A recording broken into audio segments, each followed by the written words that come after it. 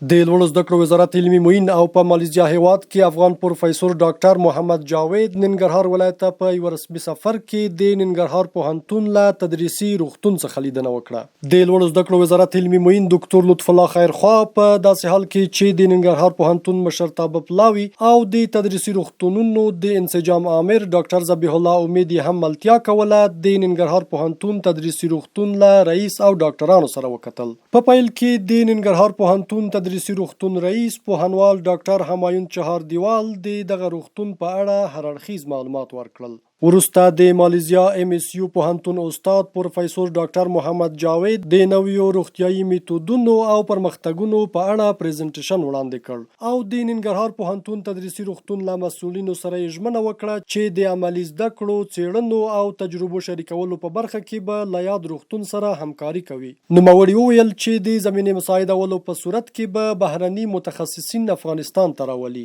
ترڅو افغان ډاکټران وروزي او د افغانستان روغتیايي سیستم له نړۍ سره سیال کړي. وروسته د لوړو زده کړو وزارت علمي معین او ورسره عمل پلاوي د ننګرهار پوهنتون تدریسي روغتون له بېلابېلو واردونو او برخو څخه د لیدنې پر مهال د هغوی ستونزې او اړتیاوې په نښه کړې.